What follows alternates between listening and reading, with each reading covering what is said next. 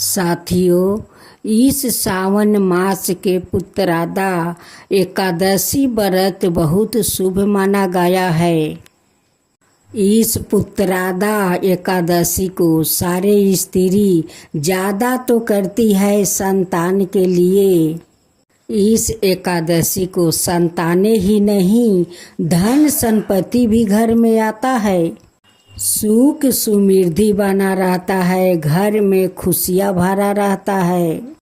इस एकादशी व्रत करने से पुत्र से लेकर धन संपत्ति तक सब कुछ प्राप्ति होता है।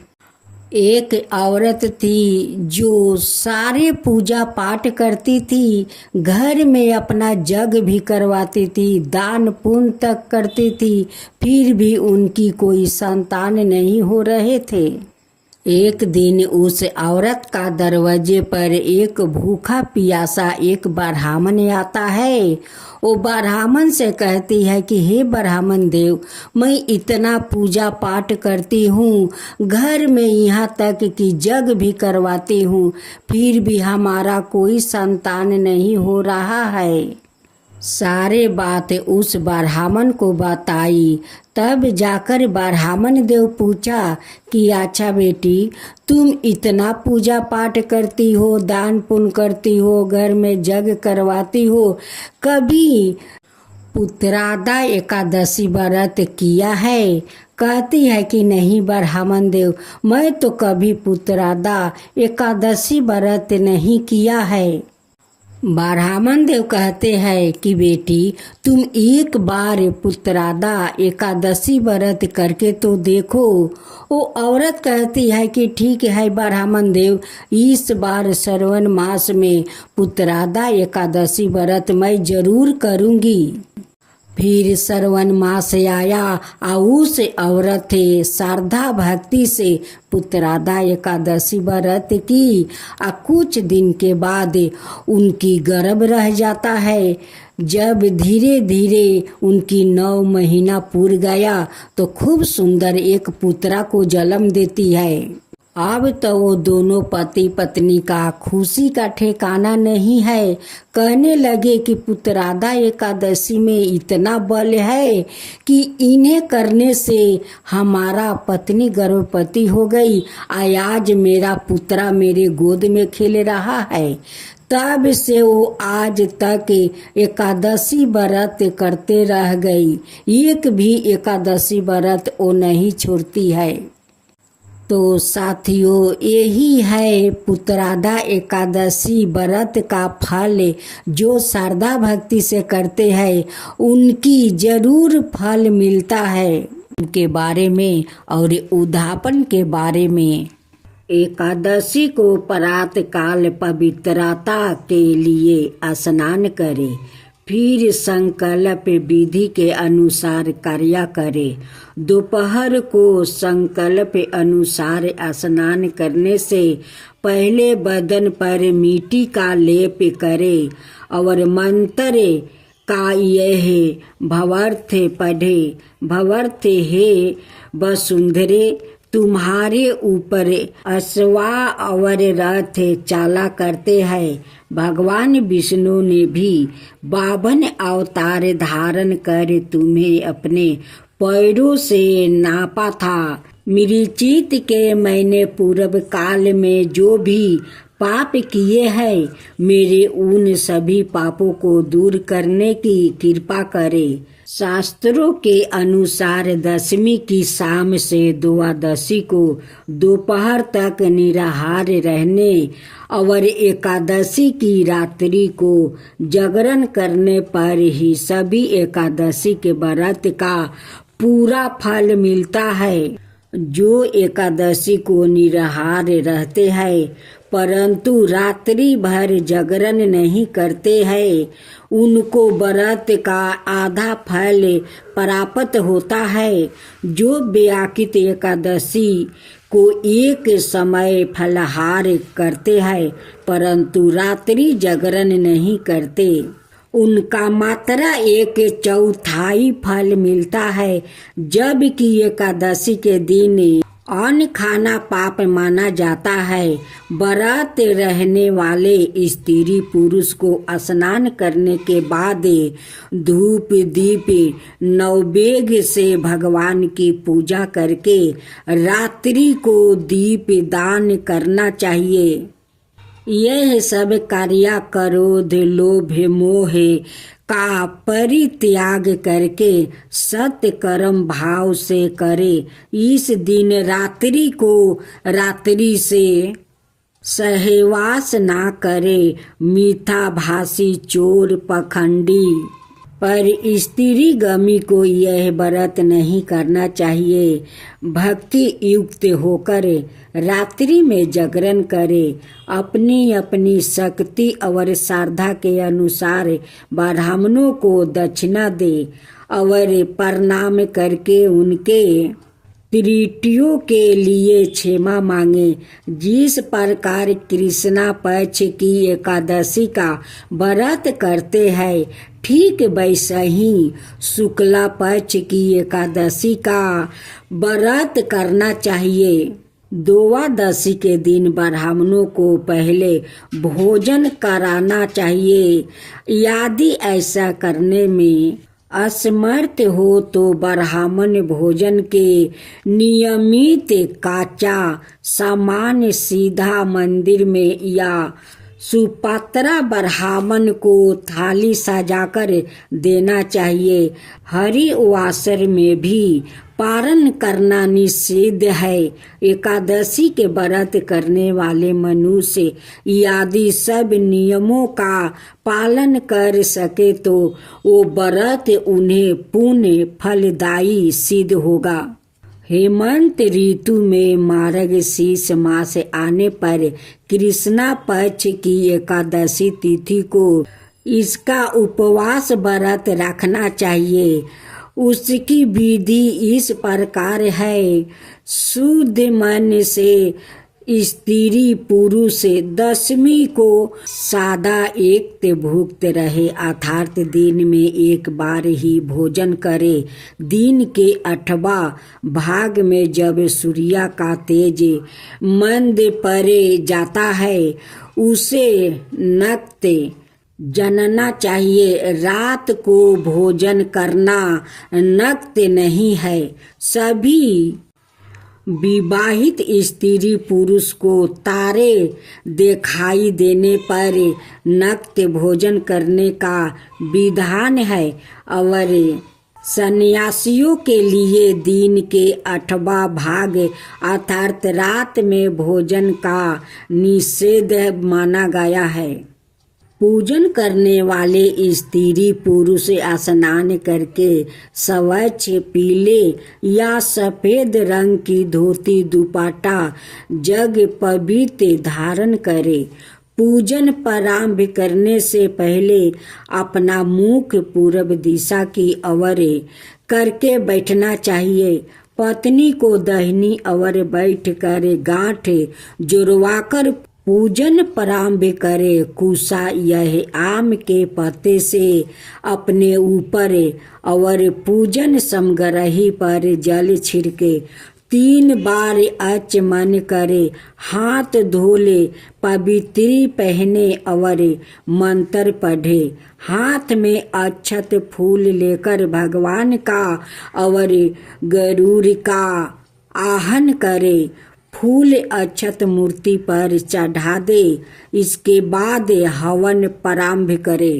पूजन समग्रही फूल माला, फूल गुलाब की पंखुड़ियाँ, दूब, आम के पत्ते, कुशा, तुलसी, रोली, मोली, धूप बत्ती, केसर, कपूर, सिंदूर, चंदन, प्रसाद में पेड़ा, बतासा, ऋतुफल, केला, पान, सुपारी, रुई, गंगा जल, अग्निहोत्र, भस्म, गौमूत्र, गोबर, घृत, शहद, चीनी, दूध, दही, जगो पवित्र अबीर, गुलाल, अक्षत, अबरक, गुलाब जल, धान, कालावा, इत्रा, शीशा, इलायची, पाउच मेवा, हल्दी, पीली सरसों, मेहंदी, नारियल, गोला, पंचपोलाव, बंधन बार, काचा सूत, मूंग की दाल, उड़द काले, बेलपत्र, पच रतन, सपत मूर्तिका, सपत धन, पच रंग अवर, सबरतो भरता के लिए लाल सफेद वस्तु, नौ ग्रह हेतु, चौकी, घंटा, शंख, कलश, गंगा सागर, कटोरी, थाली, बाल्टी, करछी, परदान, प्रतिमा, पच पतर, आचमनी, अर्घ, सष्टा, सूरन, सलका, सिंहासन, छात्रा, चौवर, अक्षत, जौ, घीव, दिया, सलाई आदि, हवन समग्रही में, जग पात्रा में, समिधा आदि ले। एकादशी व्रत का उद्यापन तब किया जाता है जब व्रत रखने वाले श्रद्धालु स्त्री पुरुष कुछ समय तक नियमित यह वर्षों तक निश्चित संख्या में नियमित व्रत करते हैं। भगवान को साक्षी मानकर व्रत के संकल्प की पूर्णता अंतिम व्रत के पश्चात उसके उद्यापन करने पर पूरी होती है। व्रतों के संकल्प का पूर्ण फल तब ही मिलता है जबकि उसका उद्यापन अर्थात समापन विधि विधान पूर्वक संपन्न किया जाता है, अर्थात वो एकादशी व्रत अधूरा ही माना जाता है। उद्यापन किए बगैर कोई भी व्रत पूर्ण नहीं माना जाता है। इसलिए नियमित एकादशी व्रत करने वाले सभी भक्त जनों को उद्यापन के संकल्प को संपूर्ण पूजन विधि सहित संपन्न करके संकल्प छोड़ना चाहिए। एकादशी व्रत उद्यापन अगहन कृष्णा पक्ष की एकादशी को करना चाहिए। माघ में अथवा भीम तिथि को भी उद्यापन किया जा सकता है। दशमी के दिन एक समय भोजन करे। एकादशी के दिन स्नान आदि से पवित्र होकर उद्यापन करे। संकल्प लेने में शुक्ल पक्ष की अथवा कृष्णा पक्ष की एकादशी को व्रत का उद्यापन करने का संकल्प करे। ब्राह्मणों को घर पर भोजन कराने का उल्लेख मिलता है। एक पंचीया एकादशी के उद्यापन में अथवा दोनों पक्षों की एकादशी के उद्यापन में 26 हवन दिया जाता है। भक्त जनों, आज बृहस्पतिवार है। आप बृहस्पति भगवान की आज आप लोग कथा सुने। बृहस्पतिवार का जो लोग बृहस्पति देव के श्रद्धा भक्ति से कथा सुनते हैं उस पर बृहस्पति देव प्रसन्न हो जाते हैं। बृहस्पति देव की जय हो, बृहस्पति देव की जय हो। प्राचीन समय की बात है। एक नगर में एक बड़ा व्यापारी रहता है। वो जहाजों में माल लाद कर दूसरे शहरों में भेजा करता है। वो जिस प्रकार अधिक धन कमाता है उसी प्रकार जी खोलकर दान भी करता है, परंतु उसकी पत्नी अत्यंत कंजूस है। वो किसी को एक डमरी भी नहीं देने देती है। एक बार सेठ जब दूसरे देश में व्यापार करने गया तो पीछे से विस्पति देव ने साधु भेष में उसकी पत्नी से भिक्षा मांगने आई।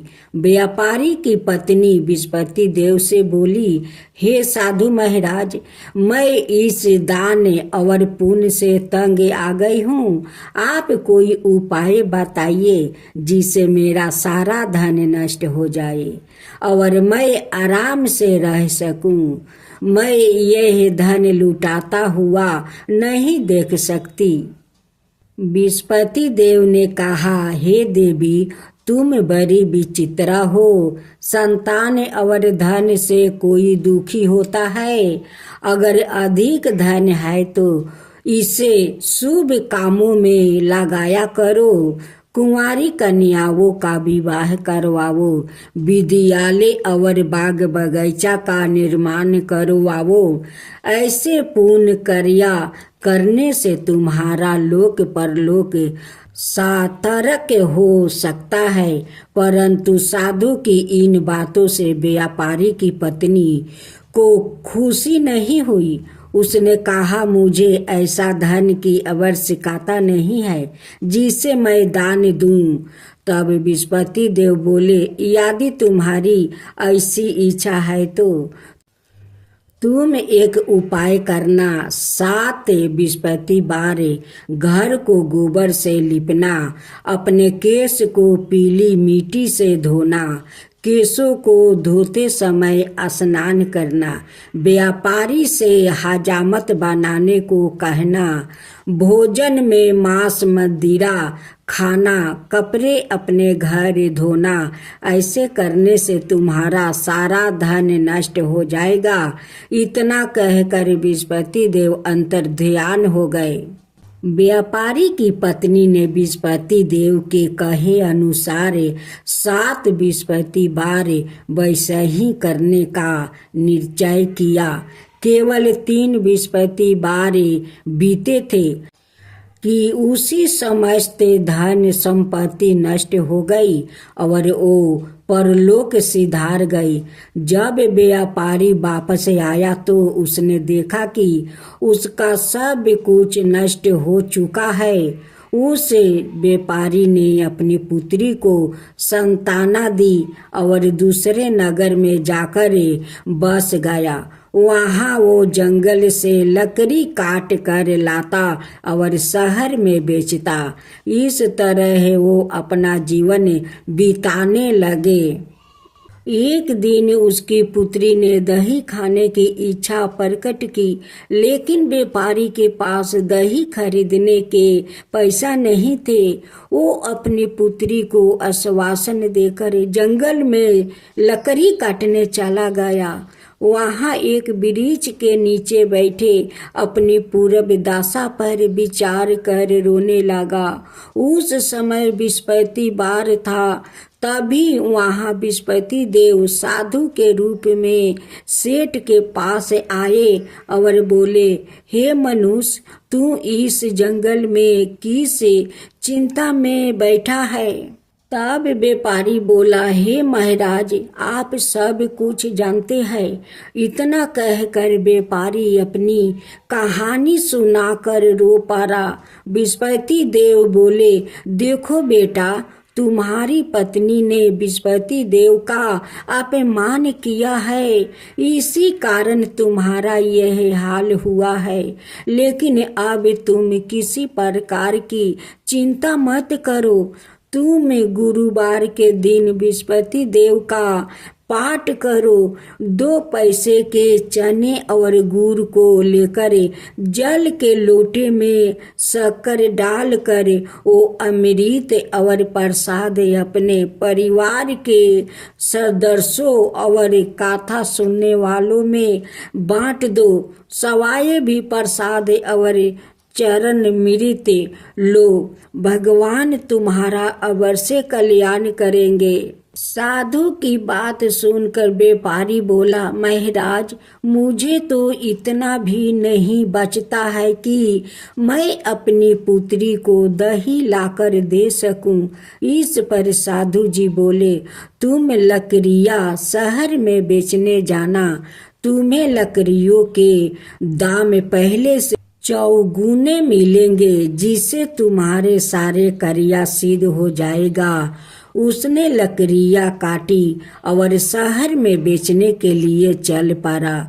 उसकी लकड़ियाँ अच्छे दाम में बिक गई, जिसे उसने अपनी पुत्री के लिए दही लिया और गुरुवार की कथा हेतु चाना गुड़ लेकर कथा की और प्रसाद बांट कर सवाए भी खाया।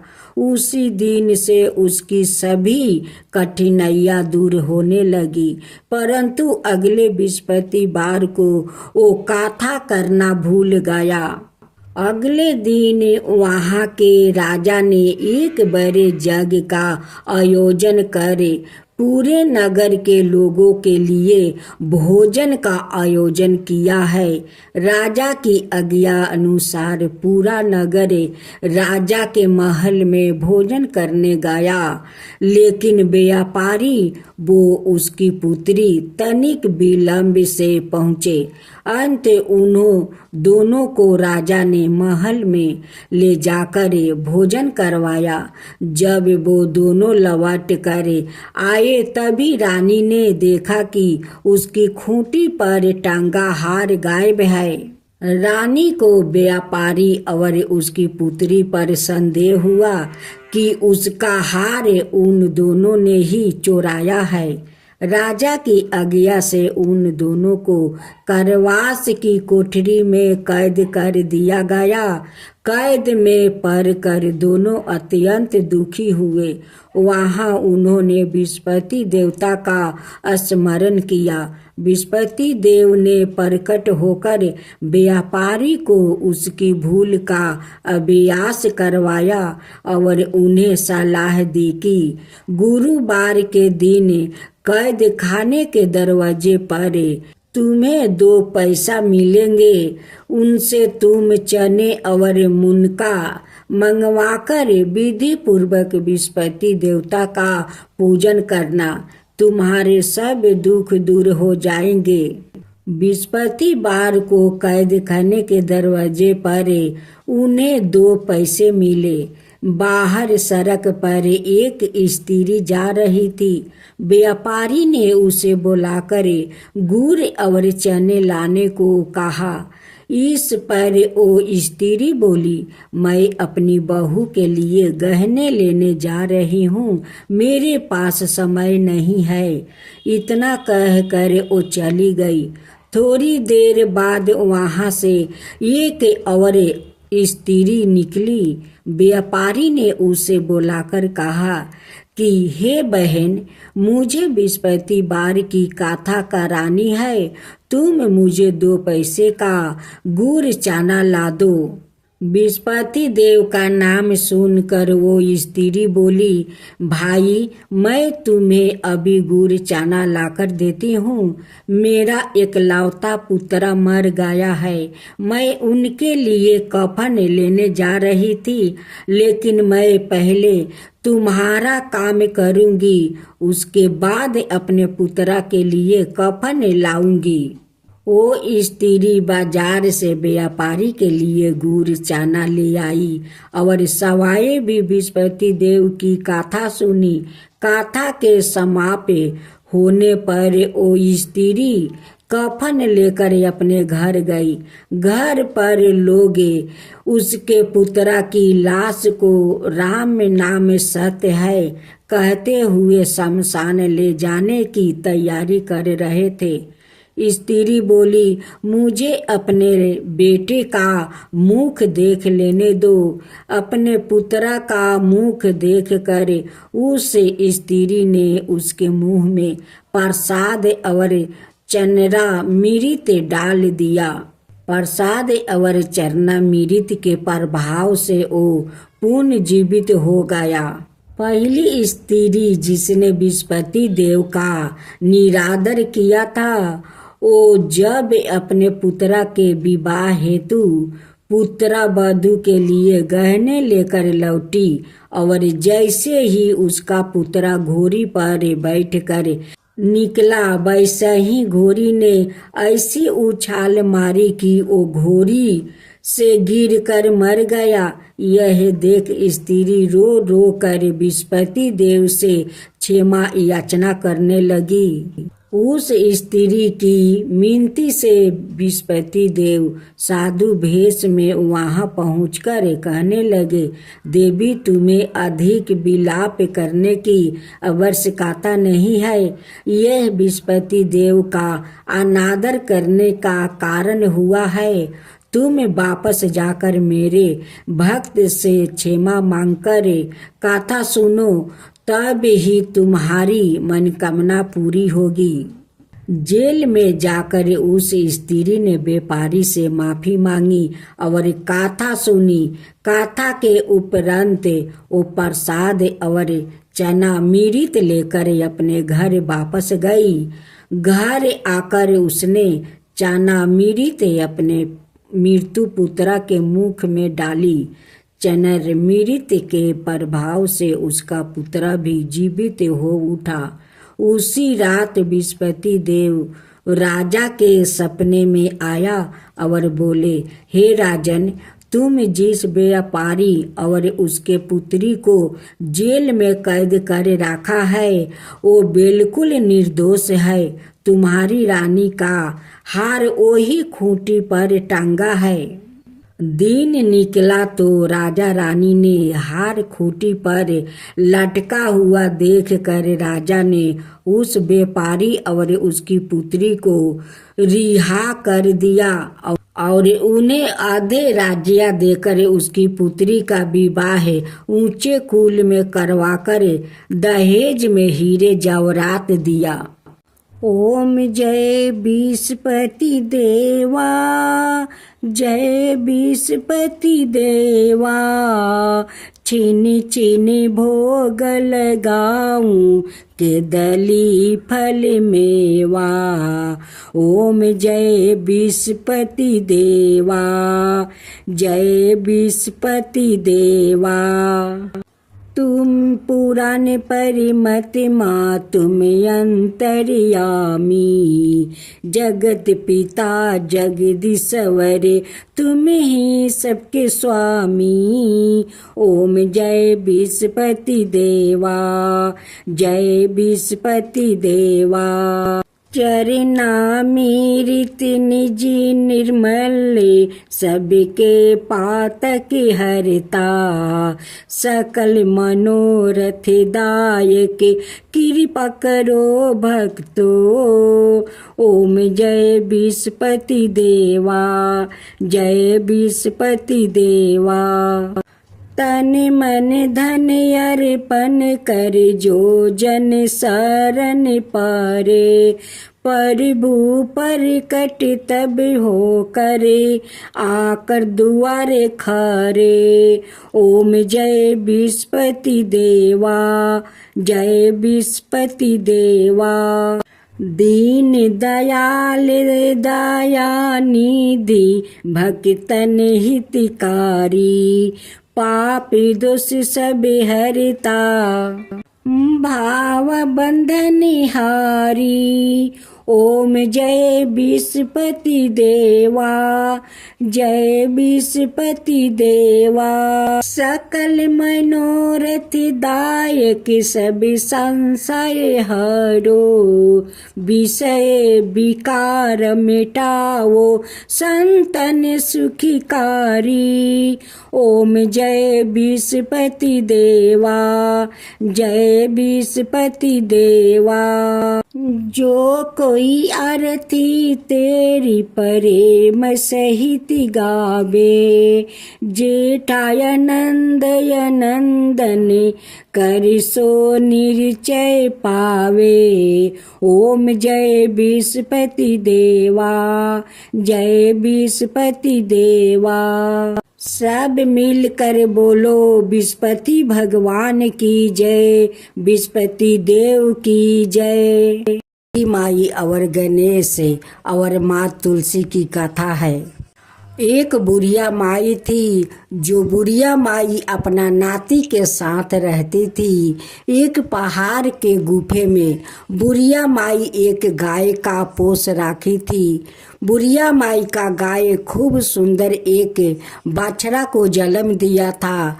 बुढ़िया माई श्रद्धा से अपना बछड़ा को गणेश कहकर बुलाती थी। बुढ़िया माई का नाती गाय को देखभाल करता था। बुढ़िया माई सुबह का दूध को सारा दूध में खीर बना देती थी। जब खीर तैयार हो जाता तो एक थाला में निकाल देती और कहती कि आजा गणेश, खीर तैयार है, खा जा।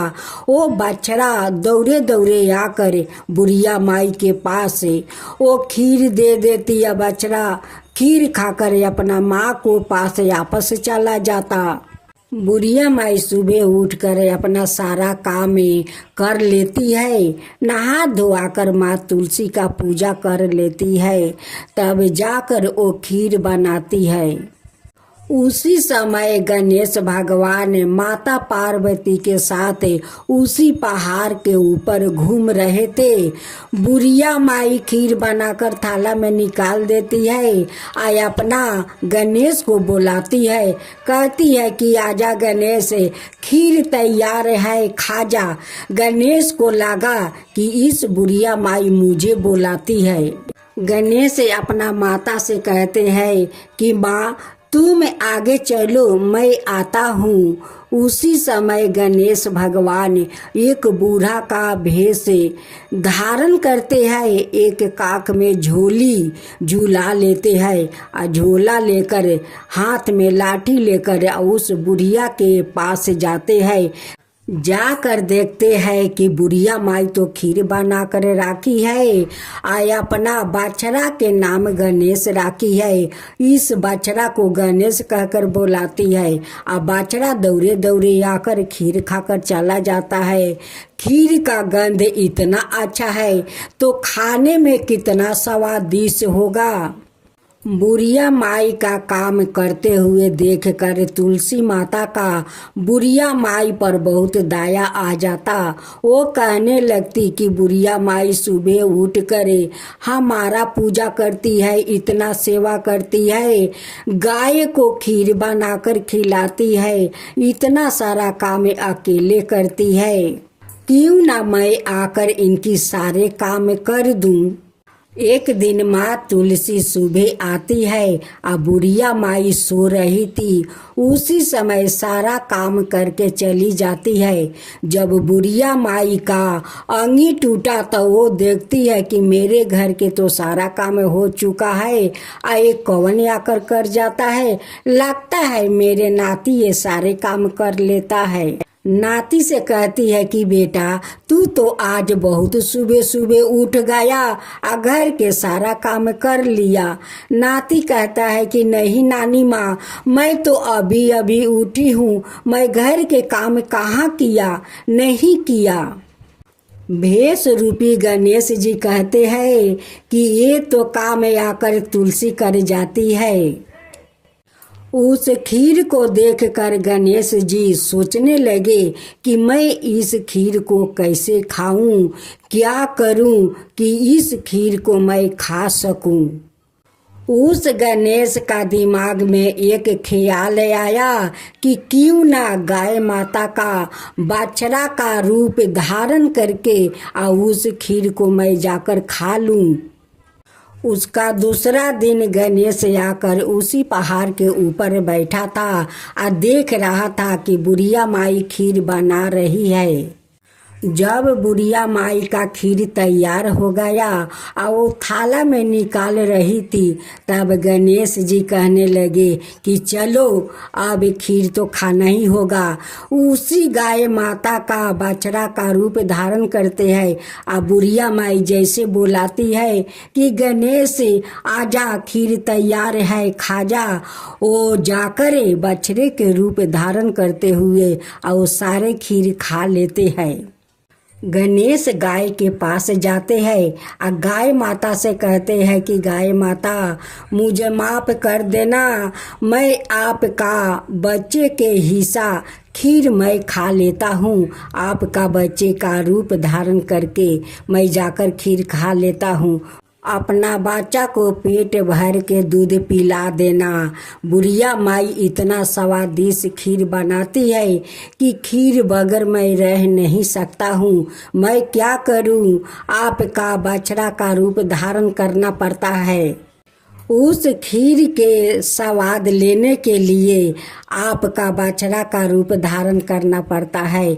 मैं ऐसे नहीं करूँगा तो वो बुढ़िया माई मुझे खीर नहीं देगी। तुलसी माता का गणेश जी का ये रूप अच्छा नहीं लगता था। वो कहती है कि गणेश मैं क्या करूं, तुम्हें तो छू भी नहीं सकता हूं और नहीं तुम्हें उस खीर को निकाल को दे सकती हूं, क्योंकि मैं तुलसी हूँ, आपका छू भी नहीं सकती हूँ, नहीं कुछ आपके लिए कर सकती हूँ। आप क्यों नहीं बुढ़िया माई को दर्शन देते हैं। आप अपना रूप में आ जाइए या उस बूढ़ी माई को दर्शन दे दीजिए। बूढ़ी माई देखिए आपको खुद वो खीर बनाकर रोज खिलाया करेगी। आपको कभी बछड़ा का रूप धारण करना नहीं पड़ेगा। बूढ़ी माई और श्रद्धा भक्ति से आपको बहुत कुछ लड्डू मोदक खीर सब कुछ दे सकती है। बुढ़िया माई को तो मन में बहुत श्रद्धा है, देवी देवताओं को प्रति बहुत श्रद्धा है। देखिए मुझे कैसी सेवा करती है तो वो आपका भी सेवा करेगी। एक बार दर्शन दे कर को तो देखिए कि आपसे वो कितना प्यार करती है, आपको कितना सेवा करती है। बुढ़िया माई तो बहुत श्रद्धालु है और उनकी श्रद्धा भक्ति देख कर तो मैं आकर उनकी घर के काम कर देती हूँ। बुढ़िया माई एक दिन सुबह उठती है, अपना घर के सारे काम कर लेती है, नहा धोआ कर माँ तुलसी का पूजा कर लेती है, अपना गाय को दूध दूह कर वो खीर बनाती है। जैसे खीर तैयार हो जाता है वो थाला में निकाल देती है। वैसे ही गणेश भगवान अपना रूप में आकर वहाँ पर बैठ जाते हैं और खीर खाने लगते हैं। ये अद्भुत लीला देख कर बुढ़िया माई तो गणेश भगवान पर बहुत प्रसन्न हो जाती है और हाथ जोड़कर कहती है कि भगवान आप आकर मेरे बनाए हुए खीर खाते हैं, आपको मेरा खीर बहुत पसंद है। हे गणेश भगवान, अगर आपको मेरे बनाए हुए खीर इतना स्वादिष्ट लगता है तो मैं रोज आपके लिए खीर बनाऊंगी, आपको परोस कर रोज खिलाऊंगी और रोज ऐसे ही आप आकर मुझे दर्शन देते रहिएगा। अब तो बुढ़िया माई गणेश भगवान के भी भक्त बन गई, उन्हें रोज खीर बनाकर भोग लगाने लगी। अब तो अच्छा से अच्छा लड्डू मोदक लाकर उन्हें भोग लगाने लगी, उन्हें पूजा करने लगी। तब माँ तुलसी कहती है कि गणेश जी देखिए बूढ़ी माई को श्रद्धा भक्ति देखिए, ये कितना श्रद्धालु है, देखिए आपको कैसे श्रद्धा भक्ति से सेवा करती है, पूजा पाठ करती है।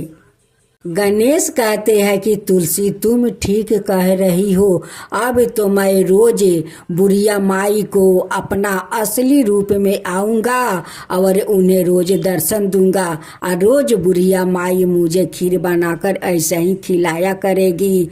एक दिन तो तुलसी माता भी बूढ़ी माई को साक्षात आकर दर्शन देती है।